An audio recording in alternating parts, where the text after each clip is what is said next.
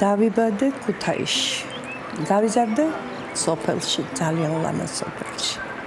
სოფელი რიონი. მე ვარ ანა ასათიანი, პროფესიით პედაგოგი.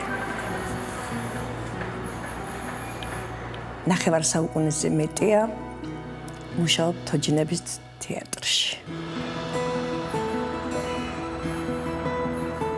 წამოსვლა გამიჭირდა. ვიმუშავე წინასწარ, რომ შევგუებოდი აი ამ ამბავს. შეგუებაც ერთგვარად ჯანმრთელობასთან არის დაკავშირებული. თუ არ შეეგუეთ, საკუთარ თავს ებრძვი ფაქტიურად. რაღაცნაირად შევქმენი ის გარემო, რომ ბავშვები აქაც მესტუმრებიან ხოლმე მოდიან პედაგოგებთან ერთად და გარკვეულწილად შემოქმედებითი სამუშაო გრძელდება. ელა!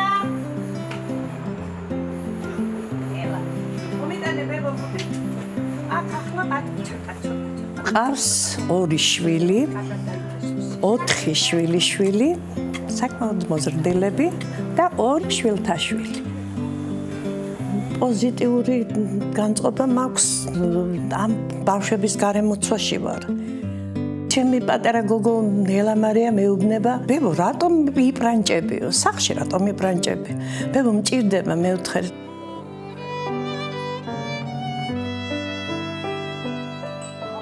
ჩემი მეუღლე იყო გურამ გაგოშიძე, მხატვარი, საოცრად შემოქმედი ადამიანი იყო, ბოჰემური ტიპი იყო. ეს შორეული ლეგენდა გააცოცხლა ქუთაისელმა მხატვარმა გურამ გაგოშიძემ თავის ჩანახატებში. 20 წელი ქონდა ბედნიერი 20 წელი. მე ჩემი მეუღლეც გარდაიცვალა. სულად ახალგაზრდა 54 წლის ხდებოდა ფაქტიურად. მე დავჭი ჩემ შვილებთან ერთად და გავაგრძელე ცხოვრება. გავაგრძელე, იმიტომ რომ ჩემ თავს მე არ მქონდა იმისი უფლება, რომ სენტიმენტები დიდხანს გამეგრძელებინა და ჩემ შვილებს ყურადღება სჭირდებოდა. აი ამ პორტრეტს თავისი ისტორია აქვს.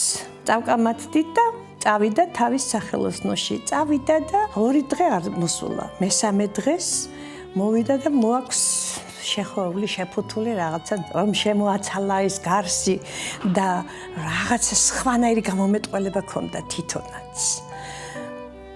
შემოაცალა გარსი და აღმოჩნდა ჩემი პორტრეტი.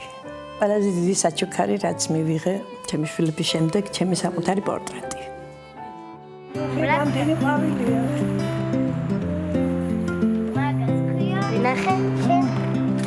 პატარა ეზო მაქვს. დავგე რამდენიმე ხე, გავაკეთე პატარა ბაღი. ვერთობი ამ საქმით და გარკვეულწილად მიზეზამდე ურთიერთობა ჯანმრთელობა ერთგვარი.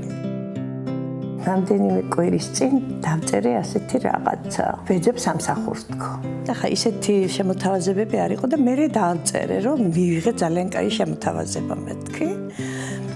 არაჩვეულებრივი სამზარეულოში. ჩემ სამზარეულოში და ანაზღაურებას არ იკითხავ თქო. შეუფასებელი. კმაყოფილი სახეები, როცა დააგემოვნებთ ჩემს ნამზადს მეთქი და აი ეს არის ჩემთვის ეს ბოლო სამსახური, ეს არის და საპატიო ყველაზე. ცხოვრების აზრი რა არის, იცით? მადლი.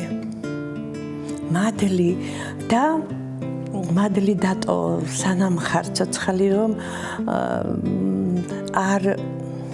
არ მოგიგონოს ვინმე ცუდად.